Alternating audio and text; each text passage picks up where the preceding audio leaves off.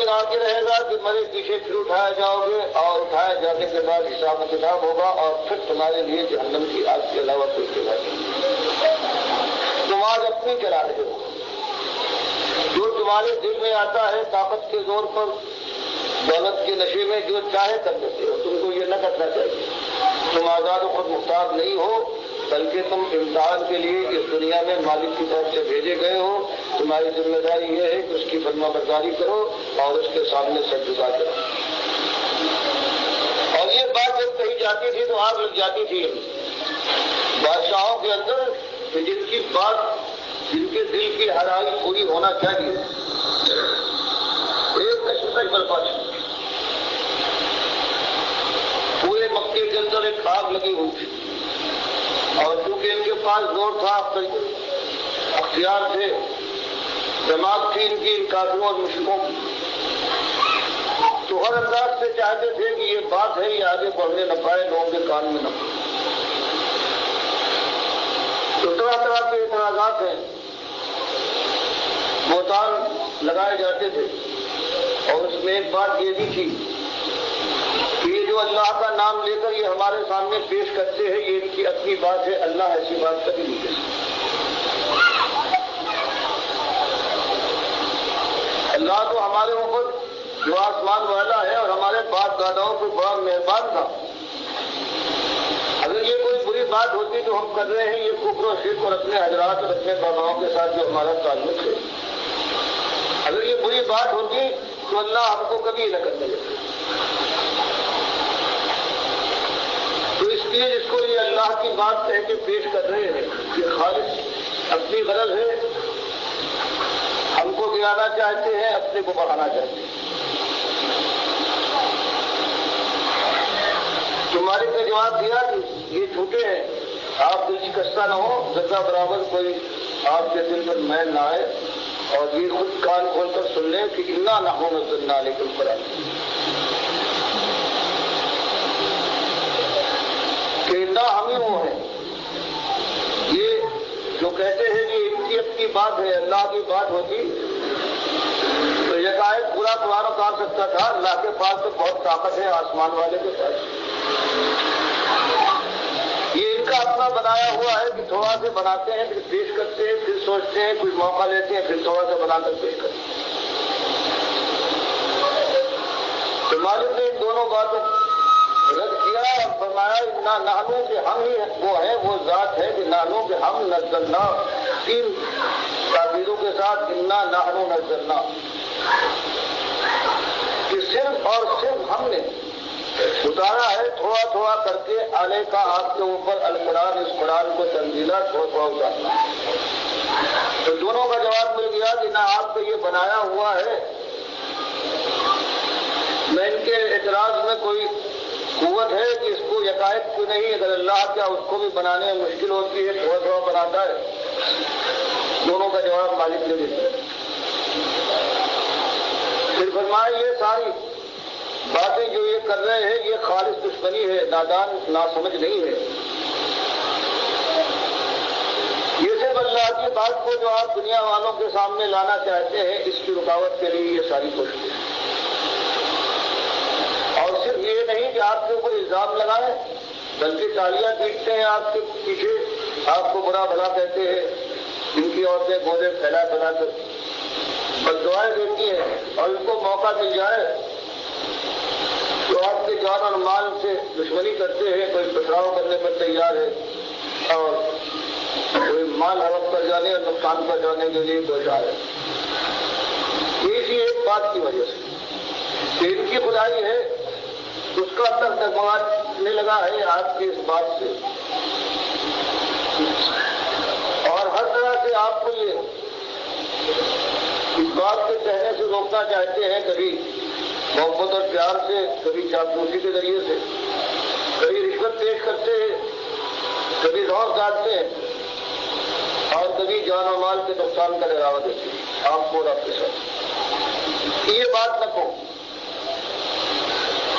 یہ جو بات ہے یہ ہمارے لیے ناقابل برداشت ہے. فرمایا حالات آپ کے لیے مشکل آپ کے ساتھیوں کے لیے مشکل تر ہو رہے ہیں. دیکھتے ہیں لیکن کیا کیا جائے؟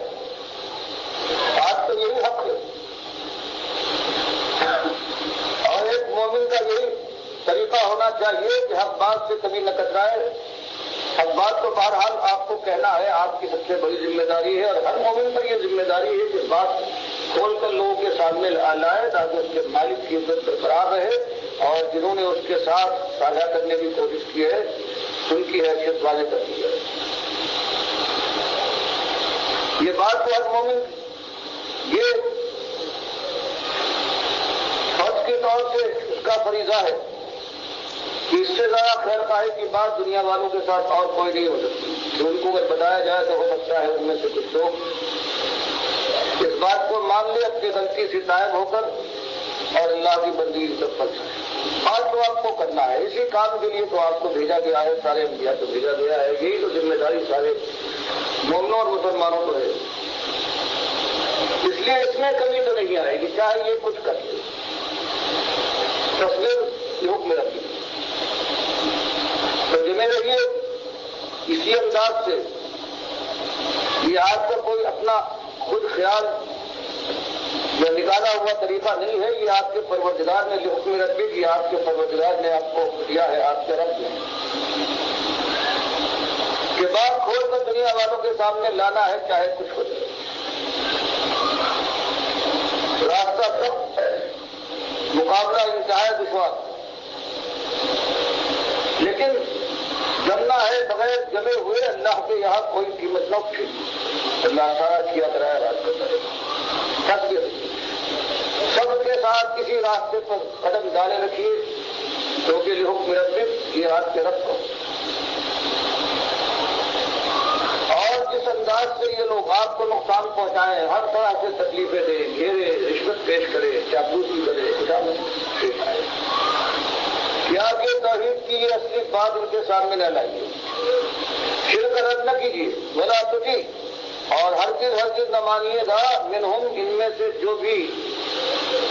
آپ کو مختلف انداز سے راستے سے ہٹانا چاہے، آسمن،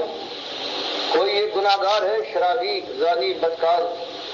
خائن ہے، سود خور ہے،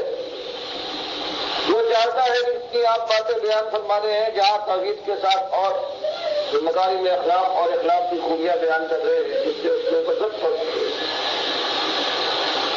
یہ بات آپ نہ پیش کریں۔ اور اسی طرح سے وہ کفورا کافر کہتا ہے عقیدے کی بات نہ چھیڑیں، گناہگار کہتا ہے اس کو حضور کی بات نہ کیجیے، جب آپ سے عرضیں بن سکتی ہے آپ اپنے ہیں، ہم گلے لگا لیں گے، اور یہی کافر کہتا ہے عقیدے کی بات کو قریب نہ لائیے، پھر آپ اپنے ہیں اور ہم آپ، لیکن حکم دیا جا رہا ہے کہ کچھ بھی ہو جائے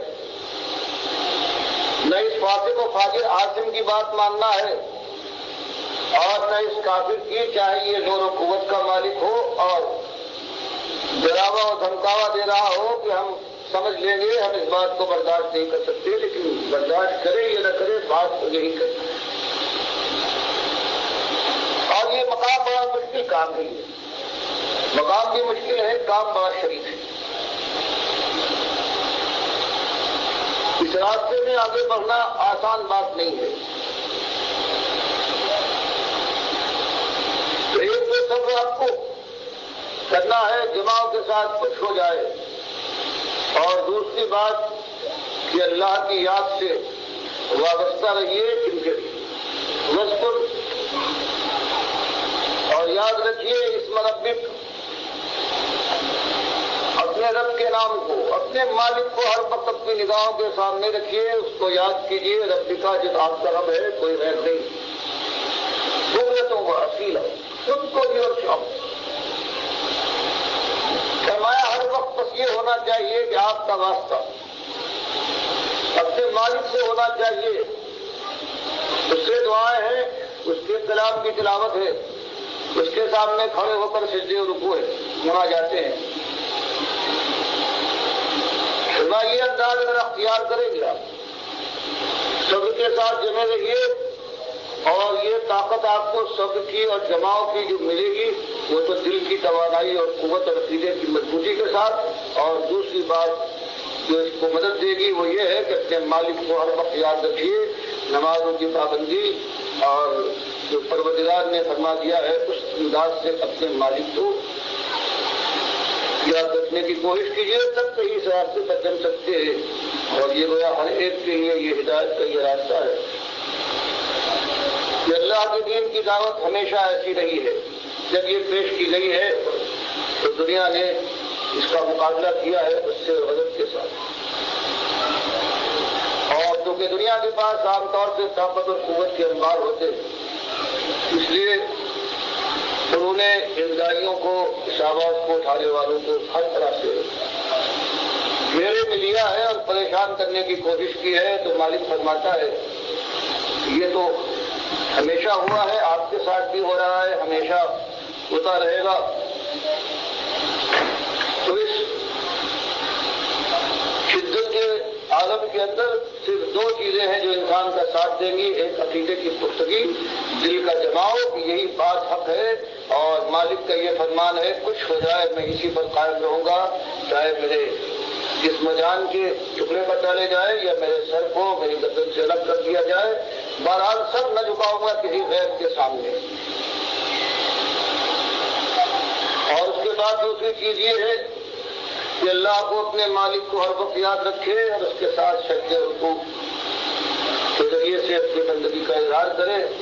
میں صبح شام سے مراد لگاتار ہمیشہ ہر وقت نماز کا وقت ہو نماز میں، ورنہ یہ دل کے اندر اسی لیے ساری دعائیں بتائی گئی ہے کہ صبح اٹھنے کے وقت یہ دعا پڑھو، حاجت کے لیے جاؤ تو یہ، باہر نکلو تو یہ، ہاتھ دھونے لگو وضو کرنے کے لیے تو یہ دعا، وضو کر سکو تو یہ، کھانے سے پہلے، کھانے کے بعد، کرنے سے ہر چیز اللہ کو ہر وقت یاد رکھو۔ اس سے نماز بڑی یاد کی چیز ہے۔ دوسرے ہر وقت کی دعائیں اس طرح سے بتایا گیا ہے کہ یہ مشکل کام آسان تمہاری اپنی قوت سے نہیں ہوگا، بڑے چیزیں، بڑے دیالے، بڑے دعامت ہوگے، لیکن اگر تم نے یہ کام نہ کیا، یہ چیزیں اختیار نہ کی تو اس پر اصرار میں چند قدم بھی جانے کے بعد تم آگے بڑھنے کی ہمت نہ پاؤ گے، اندر کا فیصلہ نہ ہو۔ یہ تو صبح شام کی بات ہوئی، وَمِنَ اللَّيْلِ، اور رات کا ایک حصہ فَاسْجُدْ ہو، تم مالک کے سامنے سجدہ کرو، تسبیح ہو اور اس کی تسبیح اور پاکی بیان کرو، لیکن طویل آغاز کرے، طویل حصہ حاجیوں کے رات کو دیکھنے کا معاملہ تھا کہ مزمل وغیرہ میں آیا ہے، اس کے اندر تربیت کی گئی ہے کہ اس طرح سے ایسے مشکل کام کو انجام دینا یوں نہیں ہو سکتا کوئی یہ سوچ لے اور اس کے بعد یہ سمجھے کہ یہ آسان کام ہے، یہ ساری دنیا سے جنگ کا معاملہ ہے، اور اس کے بعد اس کے اندر ایک قدم ڈالنے کے بعد پیچھے ہٹا لینے کا مانے ارتداد ہے اور کفر ہے، سارا کیا کرایا پہلے کا ہے وہ بھی غلط ہو جائے۔ کام تو یہی کرنا ہے، لیکن اس کے لیے انتظامات یہ ہے کہ دل کی مضبوطی کے ساتھ اللہ کی راہ میں صبر ثبات کے ساتھ سب کے 3 بڑے موقع ہوتے تو صابرین فی البأساء والضراء وحین البأس۔ باسا ہو سکتی ہے، پیٹ کی آگ لگے، تندرستی اور پریشانی ہو، مالی مشکلات آئے، پھر بھی سب ہے کی خودکار کرنا، اللہ کی شکایت کرنا، یا کسی کے سامنے اپنے کو دلیل کر کے ہاتھ پھیلانا یا خیانت، بےایمانی کرنا، یہ سارا ہے جو نہیں کرتا ہے اور سب کے ساتھ کھیل جاتا ہے۔ روزگار اور کوئی جسم جان پر مصیبت آئے، بیمار ہو، مارا جائے اللہ کی راہ میں، تکلیف پہنچے تو پھر سب کرنے والا یقیناً بات۔ اور تیسرا بڑا مقام آتا ہے صبر کا، جب اللہ کی راہ میں میدان قتال میں ایک اللہ کا بندہ نکلتا ہے اور کفربازی کے مقابلے میں لوہے سے مقابلہ کرتا ہے اور پھر جان دے دیتا ہے، شہادت کو آواز دیتا ہے، اس کی شہادتوں کو، اور موت کی آنکھوں میں آگے ڈال کے جانے کی ہمت کرتا ہے۔ یہ چیز ہے کہ سب کی روش پیدا کرو، اور نمازوں کی پابندی ہے، اور اس کے ساتھ ساتھ اللہ کے نبی صلی اللہ علیہ وسلم یہ فرض تھا کہ وہ اللہ۔ یہ آواز ہے ڈاکٹر مسعود الدین عثمانی رحمۃ اللہ علیہ کی، بہت ہی علمی بیان ہے یہ، اور اس میں یہ بات کہی جا رہی ہے کہ ہمیشہ سے یہی دعوت اٹھی ہے اور ہمیشہ اس کا یہی ری ایکشن ہوا ہے کہ کافر کہتا ہے کہ عقیدے کی بات نہ کرو. کافر و مشرک جو ہوتا ہے نا وہ عقیدے کی بات سے بہت چڑھتا ہے، اس پر پہاڑ گزرتا ہے عقیدے کی بات چھیڑنے سے. اور فاسق اور فاجر جو ہوتے ہیں وہ کہتے ہیں یہ عام گناہ گاری کا ماحول ہے، اس کو چلنے دو، مت رکاوٹیں ڈالو. تمہارے منع کرنے کی وجہ سے ہم لوگوں کے سامنے نظروں میں آ جاتے ہیں، لہذا اس کو بڑی پریشانی ہوتی ہے. باقی بتایا گیا کہ دیکھو عقیدے کی پختگی اور دل کا جماؤ